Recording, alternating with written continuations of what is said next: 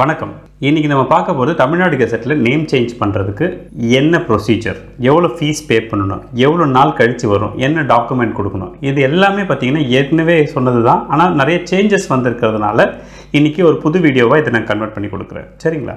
தமிழ்நாடு கெசட்டில் யாரெல்லாம் name change பண்ணுற provision இருக்குது, யாருக்கெல்லாம் இல்லைங்கிறது முதல்ல புரிஞ்சுக்கணும். நீங்கள் அல்லது உங்களுடைய ஹஸ்பண்ட் அண்ட் ஒய்ஃப் 2 பேர், ஒருவேளை உங்களுடைய அப்பா அம்மா இல்லை உங்கள் குழந்தைங்க யாராவது சென்ட்ரல் கவர்மெண்ட்டில் ஒர்க் பண்ணுறாங்கன்னு வச்சுக்கோங்க. நீங்கள் வந்து தமிழ்நாடு கெசட்டில் நேம் சேஞ்ச் பண்ணக்கூடாது. நீங்கள் சென்ட்ரல் கெசட்டில் தான் நேம் சேஞ்ச் பண்ணணும். அதுக்கு என்ன ப்ரொவிஷன் அப்படிங்கிறது நான் டிஸ்கிரிப்ஷனில் வேறு ஒரு வீடியோ லிங்க் கொடுத்துருக்கேன், அதை நீங்கள் பார்த்துக்குங்க. இது வந்து ஒன்லி ஃபார் நார்மல் பீப்புள். தமிழ்நாட்டிலே வாழக்கூடிய, தமிழ்நாட்டில் ரேஷன் கார்டு இருக்கக்கூடியவங்க யார் வேணும்னாலும் நேம் சேஞ்ச் பண்ணிக்கலாம், accept central government employees. Okay, அதுக்கு என்னென்ன ப்ரொசீஜருங்கிறது தான் இங்கே நம்ம பார்க்கணும். நார்மலாக இந்த டிஎன் கெசட் அப்படின்னு நீங்கள் கூகுளில் போட்டிங்கன்னா உங்களுக்கு ஒரு வெப்சைட் ஓப்பன் ஆகும். அந்த வெப்சைட்டு உங்களுக்கு வந்து ஃபஸ்ட்டு ரிசல்ட்டை நீங்கள் ஃபாலோ பண்ணி எடுத்துக்கலாம். சரியா? கெசட் ஸ்டேஷ்னரி பிரிண்டிங் அப்படின்னு இருக்கு இல்லையா, அதுக்குள்ளே போனோம்னா இப்போ இதில் கெசட் எப்படி இருக்கும் அப்படின்னு பார்த்தீங்கன்னா, இந்த மாதிரி ஒரு புக்கு ஒரு 100 பக்கத்துலேருந்து 120 பக்கம் மாதிரி புத்தகமாக இருக்கும். அந்த புத்தகத்தில் நம்மளுடைய கெசட் நோட்டிஃபிகேஷன் இந்த மாதிரி ஒரு சின்ன பேராகிராஃபில் வரும். அதாவது இந்த சோ பர்சன் ஆகிய நான் வந்து என்னுடைய பேரை வந்து இந்த சோவாக மாற்றிக்கிறேன் அப்படிங்கிறது நம்ம அட்ரஸ், அப்பா பேர் எல்லாம் போட்டு இந்த மாதிரி வந்திருக்கும். இதில் ஒரு சைனை போட்டு நீங்கள் உங்கள் ஆதார் கார்டில், பேன் கார்டு, ஆதார் கார்டு எல்லாத்துலேயுமே நேம் சேஞ்ச் பண்ணிக்கலாம். சரிங்களா? இதை பாருங்கள், இதை படித்து பார்த்தீங்கன்னா புரிஞ்சிடும். இது வேறு ஒருத்தங்க ரிலீஸ் பண்ண ஒரு கெசட் இது. சரியா? இது எப்படி பண்ணணும்னா, அந்த வெப்சைட்டுக்குள்ளே போனோம் இல்லைங்களா, வெப்சைட்டில் ஃபார்ம்ஸ்னு ஒன்று இருக்கும். அந்த ஃபார்ம்ஸை கிளிக் பண்ணிங்கன்னா 3 ஆப்ஷன் உங்களுக்கு வரும். இதில் அதில் வந்து நேம் சேஞ்ச் இங்கிலீஷ் ஒன்று வரும், நேம் சேஞ்ச் தமிழ் வரும், அதுக்கப்புறம் ரிலீஜன் சேஞ்ச் ஒன்று வரும். சரிங்களா? நாம் வந்து இங்கிலீஷ் தான் எடுக்கணும், தமிழ் எடுக்கக்கூடாது. சரியா? தமிழ் வந்து நமக்கு தேவையில்லாத ஒரு ப்ராசஸ்ஸு. இங்கிலீஷில் மாற்றினால நம்மளுடைய எல்லா டாக்குமெண்ட்லையும் தமிழ், இங்கிலீஷ் எங்கெங்கெல்லாம் மாறணும் அங்கே எல்லாமே மாறிடும். நிறைய பேர் தவறாக புரிஞ்சுக்கிறாங்க, இதுலேயும் அப்ளை பண்ணால் அதுலேயும் அப்ளை பண்ணால், அந்த மாதிரிலாம் எதுவுமே கிடையாது. ஏதாவது ஒன்று பண்ணால் போதும். அதுக்கப்புறம் இதுக்குள்ளே போனீங்கன்னா இந்த மாதிரி ஒரு அப்ளிகேஷன் வரும். இந்த அப்ளிகேஷன் ஒரு 1 பேஜ் அப்ளிகேஷன் தான். நம்ம இதில் ஒன்றும் நிறைய பேஜ்லாம் கிடையாது. இதில் நம்ம என்ன பண்ணணும்னா, இது வந்து 18 வயசுக்கு மேலே இருக்கிறவங்க அவங்களுக்கான நேம் சேஞ்சுங்கிறதுனால இதை யார் வந்து நேம் சேஞ்ச் பண்ணிக்க விரும்புகிறாங்களோ அவங்களே தான் ஃபில்அப் பண்ணணும். சரியா? அதில் ஒரு ஃபோட்டோ மட்டும் ஒட்டணும். ரைட் சைடில் யாருக்கு நம்ம நேம் சேஞ்ச் பண்ண போகிறோமோ அவங்களோட ஃபோட்டோ ஒட்டிட்டு, நான் இங்கே மென்ஷன் பண்ணியிருக்கேன் பாருங்கள், ஓல்டு நேம், உங்களுடைய 10th மார்க் ஷீட்டில் இருக்கிற பேர் மேக்ஸிமம் ஞாபகம் வச்சுக்கணுன்னா அதுதான் கணக்கு. சரிங்களா? அப்புறம் ப்ரூஃபில் எல்லாத்துலேயுமே கரெக்டாக பேர் இருந்துச்சுன்னா அந்த ஓல்டு நேம் எதுவோ அதை போட்டுவிடுங்க. இங்கே அப்ளிகண்ட்டும் நீங்கள் தான், நேம் சேஞ்ச் பண்ணுற ஓல்டு நேமும் நீங்கள் தாங்கிறதுனால 2 இடத்துலையுமே பார்த்தீங்கன்னா ஓல்டு நேம் தான் வரும். கல்யாணம் ஆகாதவங்க ஆண்கள் இவங்களுக்குலாம் வந்து ஃபாதர் நேம் போடுங்க அதுக்கு கீழே. அப்புறம் கல்யாணம் ஆன பெண்கள் வந்து அவங்களுடைய ஹஸ்பண்ட் நேம் போடுங்க. அப்புறம் உங்கள் டேட் ஆஃப் பர்த் மென்ஷன் பண்ண போகிறீங்க, மேல் ஃபீமேல், அப்புறம் ஏஜ், பிறந்த ஊர் மென்ஷன் பண்ண மறந்துடாதீங்க. ஏன்னா நிறைய பேருக்கு இது கவனிக்காமல் விட்டுறாங்க. பட் இது சீரியஸாகவே உங்களுக்கு தெரியும் இல்லையா, உங்களுக்கு நீங்கள் எந்த ஊரில் எந்த மாவட்டத்தில் பிறந்தீங்கன்னு அதை மென்ஷன் பண்ணிக்கோங்க. அதை பண்ணிவிட்டு கீழே உங்கள் ப்ரூஃபில் இருக்க இப்போ இருக்கிற அட்ரஸை கிளியராக கேபிட்டல் லெட்டரில் எழுதுங்க. இந்த பாக்ஸில் எழுதி முடிச்சதும் கீழே என்ன பண்ணணும்னா நியூ நேம் எழுதணும். இந்த நியூ நேம் எழுதும்போது நிறைய பேருக்கு என்ன குழப்பம் வரும்னா, நான் வந்து இனிஷியல் முன்னாடி போடணுமா பின்னாடி போடணுமான்லாம் கேட்பாங்க. மோஸ்ட்லி இங்கே தான் போடணும்னு கேட்கலனாலும் கூட மோஸ்ட்லி எது பெஸ்ட்டுன்னா இனிஷியலை பின்னாடி போட்டுக்குங்க. சரியா? அதுதான் கொஞ்சம் உங்களுக்கு நிறைய விஷயங்களில் இன்றைக்கி இருக்கிற பேங்க் அக்கௌண்ட்டில் எல்லாத்துலேயுமே அதுதான் வந்து கொஞ்சம் கம்ஃபர்டபுளாக வரும். அதுக்காக சொல்கிறேன். ஆனால் இது எந்த ரூல்ஸும் கிடையாது, முன்னாடி தான் போடணும் பின்னாடி தான் போடணும் அப்படின்லாம். நீங்கள் உங்கள் விருப்பம் தான். இதெல்லாம் ஃபில்அப் பண்ணி முடிச்சுட்டு என்ன பண்ணணும்னா 3 சைன் பண்ணணும். நான் மென்ஷன் பண்ணியிருக்கேன், சிக்னேச்சர் 1, சிக்னேச்சர் 2, சிக்னேச்சர் 3. இந்த 3 சைன் பண்ணிவிடுங்க அப்ளிகேஷன் ஃபார்மில் ஆஸ் பர் உங்கள் ப்ரூஃப் படி. சரியா? பேன் கார்டில் ஏதாவது சைன் ப்ரூஃப் வச்சுருந்தீங்கன்னா அதை பண்ணுங்கள். ஓகே, அதுக்கப்புறமா நான் இந்த க்ரீன் கலரில் சில ஏரோ மார்க் கொடுக்குறேன் பாருங்கள், அதை வந்து மைண்டில் வச்சுக்கோங்க. நீங்கள் ஃபில் பண்ண டிக் பண்ண வேண்டிய சின்ன சின்ன இடம் தான் வச்சுக்கோங்க. நீங்கள் வந்து ரெஜிஸ்டர் போஸ்ட்லேயும் அனுப்பலாம், நேர்லேயும் கொடுக்கலாம். மோஸ்ட்லி ரொம்ப தூரமாக இருக்கும், ரெஜிஸ்டர் போஸ்ட்டில் அனுப்பலாம். நீங்கள் ஸ்டேஷனு, எந்த ஊர், என்ன அட்ரஸ், உங்கள் ஃபோன் நம்பரு, அதுக்கப்புறமா கவர்மெண்ட்டுக்கு ஒரு ஃபீஸ் பே பண்ணணும். அந்த ஃபீஸ் பே பண்ண செலானோ அந்த டேட்டோ அதில் மென்ஷன் பண்ணிவிட்டு கீழே ஒரு reason for change of name அப்படின்னு இருக்கும். இது வந்து நீங்கள் டியூ டு மை பர்சனல் கூட சொல்லலாம். இதுக்கு ரீசன் நீங்கள் சொல்லணும்னு அவசியம் இல்லை. ஆனால் ஸ்பெசிஃபிக்காக ஏதாவது சொல்ல விரும்புனீங்கன்னா அந்த இடத்துல நீங்கள் எழுதலாம். ஒரு சில நேரத்தில் பார்த்தீங்கன்னாக்கா அப்பா பேர் மாறியே இருக்காது, தெரியாமல் அவரோட குழந்தையோட பர்த் சர்டிஃபிகேட்டில் அப்பா பேர் மாறி இருக்கும். அப்போ என்ன பண்ணுவாங்கன்னா இங்கே எழுதுவாங்க, என்னுடைய குழந்தையின் பிறப்பு சான்றிதழில் என்னுடைய பெயர் தவறாக குறிப்பிடப்பட்டுள்ளது அப்படின்னு எழுதுறதுக்கு இது யூஸ் ஆகும். அப்போ அந்த மாதிரி சுச்சுவேஷனில் ஓல்டு நேமில் என்ன போடணும்னா அந்த பர்த் சர்டிஃபிகேட்டில் இருக்கிற பேரை போடணும். சரியா? டாப்பில் ஓல்டு நேம் இருக்கிற இடத்துல என்ன போடணும்னா உங்கள் குழந்தையோட பர்த் சர்டிஃபிகேட் உங்கள் பேர் தப்பாக இருக்கா அந்த பேரையும், உங்கள் ஆதார் கார்டில் கரெக்டான பேர் இருக்கா அந்த பேரையும் அலைஸ் மேலே போடணும். ஓகே, அதுக்கப்புறம் கீழே நியூ நேமில் என்ன பண்ணணும்னா இப்போ கரெக்டான பேர் உங்கள் ஆதார் கார்டில் என்ன இருக்கோ அதை நியூ நேமில் போடணும். ஸோ அது இது வந்து ஜென்ரல் நேம் சேஞ்சில் வராது. இது இந்த மாதிரி டாக்குமெண்ட்டில் நேம் மிஸ்டேக் இருக்கிறவங்களுக்கு யூஸ் பண்ணிக்கலாம். சிலர் என்ன பண்ணுவாங்கன்னா அவர் பேர் ராஜராஜனாக இருக்கும், ஆனால் ரெக்கார்டில் ராஜராஜான்னு எழுதிடுவாங்க. அது வெளிநாட்டுக்கு போகும்போது பாஸ்போர்ட் எடுக்கும்போது கொஞ்சம் டிஸ்டர்ப் ஆகிறது சான்ஸ் இருக்குது, அதனால் அதெல்லாம் பண்ணுவாங்க. பட் ரேதர் ஜென்ரல் நேம் சேஞ்சுங்கிறது இவ்வளோ தான். நியூ நேம் நீங்கள் என்ன விரும்புகிறீங்களோ எடுத்துக்கலாம்ப்பா. உங்களுக்கு நியூ நேமை பொறுத்த வரைக்கும் ப்ரூஃபே கேட்கவே மாட்டாங்க. ஆனால் என்னென்னதுக்கெலாம் ப்ரூஃப் கேட்பாங்க அப்படின்னு பார்த்தீங்கன்னா, பழைய பேருக்கு தான், ஓல்டு நேமுக்கு தான் ப்ரூஃப் கேட்பாங்க.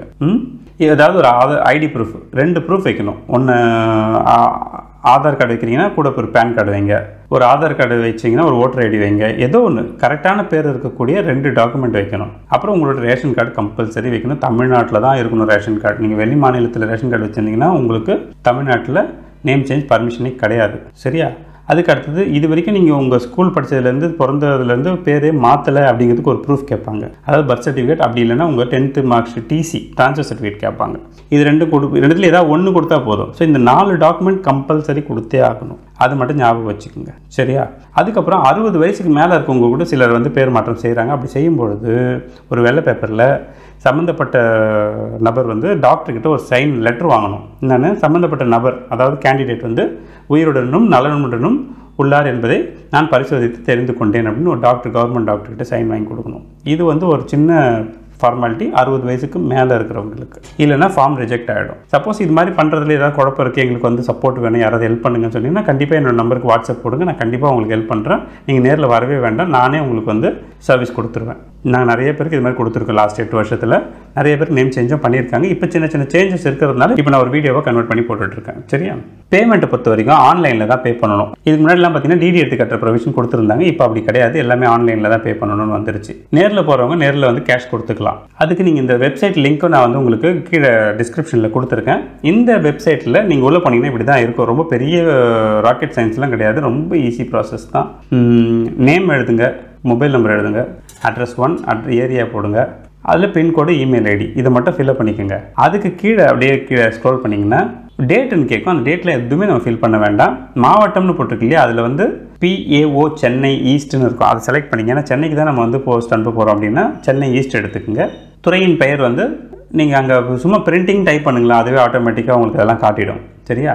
அதுக்கப்புறம் இந்த நம்பர் பார்த்துங்க 43011165 ஆட்டோமேட்டிக்காக அதுவே வந்துடும். நம்ம அதெல்லாம் ஃபில் பண்ணி முடிச்சதும் இப்படி தான் இருக்கணும் நீங்கள் ஃபில் பண்ணுறதுன்னுட்டு. அதுக்கப்புறம் கீழே வந்து ஜென்ரேட் சர்வீஸ்னு ஒரு ஆப்ஷன் இருக்குது பாருங்கள். அதை என்ன பண்ணணும்னா கிளிக் பண்ணிங்கன்னா கீழே ஒரு ஆப்ஷன் உங்களுக்கு ஓப்பன் ஆகும். அதில் சேல்ஸ் ப்ரொசீட்ஸ்ன்னு போட்டுட்டு ஃபார்ம்ஸ் பப்ளிகேஷன் போட்டு 750 ரூபா அமௌண்ட்டை போட்டுட்டிங்கன்னா அதுக்கப்புறம் நீங்கள் சப்மிட்டுங்கிற பட்டன் கொடுக்க வேண்டியது தான். இந்தியன் பேங்க்கு ஏதோ ஒரு இது செலக்ட் பண்ணிக்கலாம், எந்த இதுன்னு சொல்லிட்டு. சரிங்களா? இது வந்து யூபிஐயில் தான் பே பண்ணுறோம், ஜிபே தான் இன்றைக்கி எல்லோரும் பண்ணுறோம் இல்லையா? அதனால் நீங்கள் என்ன பண்ணலாம்னா QR கோடு வரும், அதை வச்சு பே பண்ணிக்கலாம்.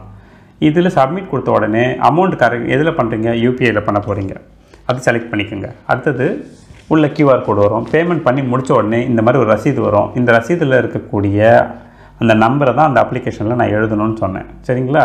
இது ஒரு பிரிண்ட் எடுத்து இது கூட வச்சுருங்க. அதோட கூட நீங்கள் என்னென்னலாம் பிரிண்ட் எடுத்தீங்களோ அது ஒரு ஐடி ப்ரூஃப், அட்ரஸ் ப்ரூஃப் இதெல்லாம் கொடுத்தீங்களே, அது எல்லாத்தையுமே யார் அப்ளிகண்ட்டோ அவங்க சைன் பண்ணணும். செல்ஃப் அட்டஸ்டேஷன் ஃபோட்டோ மேலே சைன் பண்ணிக்கோங்க. அதுக்கப்புறம் எல்லாத்தையும் பக்காவாக ஃபில் பண்ணியிருக்கீங்களா ஒரு முறை செக் பண்ணி பார்த்துட்டு என்ன பண்ணுங்கள், கவரில் போட்டு ஸ்பீட் போஸ்ட் இல்லைனா ரெஜிஸ்டர் போஸ்ட்டில் இந்த அட்ரஸ்க்கு அனுப்பிவிடுங்க.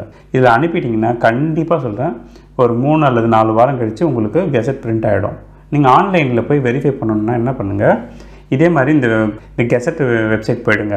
கெசட் வெப்சைட் போய்ட்டு அங்கே வந்து இது பாருங்கள், லாஸ்ட்டாக வந்து இஷ்யூ பார்த்தீங்கன்னா 50வது நம்பர் இஷ்யூ 20ஆம் தேதி 12ஆம் மாதம் வந்திருக்கு. அது மாதிரி ஏதோ ஒரு இஷ்யூ வந்திருக்கு, லாஸ்ட் இஷ்யூ. அதில் எத்தனை இஷ்யூ வேணால் நீங்கள் செக் பண்ணி பாருங்கள் உங்களுக்கு வந்திருக்கான்ட்டு. அதில் போய்ட்டு நான் என்ன பண்ணுறேன், ப்ரைவேட் அட்வர்டைஸ்மெண்ட்டுன்னு செலக்ட் பண்ணணும்.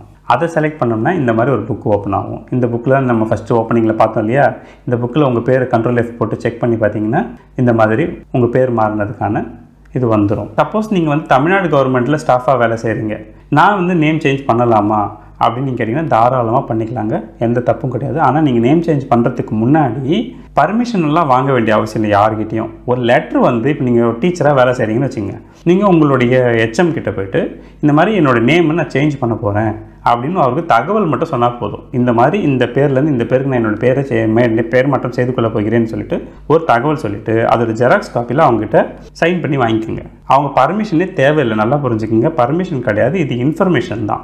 இது எப்போ தேவைப்படும்னா இந்த கெசட் காப்பி வந்து ஆதாரில் மாற்றி பேனில் மாற்றி நீங்கள் உங்கள் சர்வீஸ் ரெக்கார்டில் மாற்ற போவீங்களா, அப்போ கேட்பாங்க ஏற்கனவே இன்ஃபார்ம் பண்ணிங்களான்னு. ஸோ அதனால் அதுக்கு மட்டும் பார்த்துங்க. மற்றபடி எல்லாருமே நேம் சேஞ்ச் பண்ணுற உரிமை இருக்குது. அதே ப்ரைவேட் கம்பெனினா நம்ம இன்ஃபார்ம் கூட பண்ண தேவையில்லை. எல்லாம் மாற்றிட்டு வந்து ஆஃபீஸில் சொன்னால் கூட போதும். ப்ரைவேட் கம்பெனியில் மாற்றிக்கலாம். நிறைய பேர் என்ன நினைக்கிறாங்கனாக்கா நோட்ரி போடணும், பேப்பர் ஆட் போடணும், நிறைய காசு ஆகும் அப்படின்லாம் நினைக்கிறாங்க. அப்படிலாம் எதுவுமே கிடையாது. அது மாதிரி பேப்பர் ஆடு இதெல்லாம் வந்து போடுறது தேவைன்னா போடலாமே தவிர கட்டாயம் அப்படின்னு எதுவுமே போடலை. சரிங்களா? ஒரு சிலருக்கு என்ன பண்ணியிருப்பாங்கன்னா பிரகாஷ்குமார்னு ஒரு பேர் இருக்கும், லேண்ட் டாக்குமெண்ட்டில் பிரகாஷ்னு போட்டுட்ருப்பாங்க. இப்போ இது நம்ம அப்ளை பண்ண முடியுமானா நேரடியாக அப்ளை பண்ண முடியாது. சொத்துக்கெல்லாம் வந்து நேம் சேஞ்ச் பண்ண முடியாது. ஆனால் அதுக்கு நீங்கள் வேறு ஏதாவது சொல்யூஷன் க்ரியேட் பண்ணி ஏதாவது ஒரு ப்ரூஃப் ஆகுது அந்த நிலம் எந்த பேரில் இருக்கோ அதுக்கு ஒரு ப்ரூஃப் வைக்கணும்னு சொல்லுவாங்க. அதெல்லாம் நாங்கள் நிறைய பேர் பார்த்துருக்கோம், நிறைய பேருக்கு நாங்கள் சர்வீஸ் பண்ணியும் கொடுத்துருக்குறோம். அதனால் பயப்பட தேவையில்லை. நீங்கள் பண்ணுங்கள். இது பண்ண உடனே முதல்ல ஆதாரில் பேர் மாற்றம் செய்யுங்க, பேன் கார்டு மாற்றுங்க, பேங்க்கு, ஆஃபீஸு, அப்புறமா வந்து பார் கவுன்சிலில் டிரைவிங் லைசன்ஸு, பாஸ்போர்ட். நீங்கள் படிக்கிறீங்கன்னா உங்கள் ஸ்கூல் காலேஜில் கூட நீங்கள் பேர் மாற்றம் செஞ்சுக்கலாம். இந்த வீடியோ உங்களுக்கு ரொம்ப யூஸ்ஃபுல்லாக இருக்குன்னு நினைக்கிறேன். ஒருவேளை உங்களுக்கு செய்கிறதுல சிரமம் இருக்குன்னு நினச்சிங்கன்னா என்னோடய நம்பருக்கு வாட்ஸ்அப் பண்ணுங்கள். கண்டிப்பாக நான் உங்களுக்கு சப்போர்ட் பண்ணுறேன். வேறு ஏதாவது சந்தேகம் வந்து எனக்கு வந்து கமெண்ட் பண்ணுங்கள். நான் கண்டிப்பாக உங்களுக்கு ரிப்ளை பண்ணுறேன். தேங்க்யூ.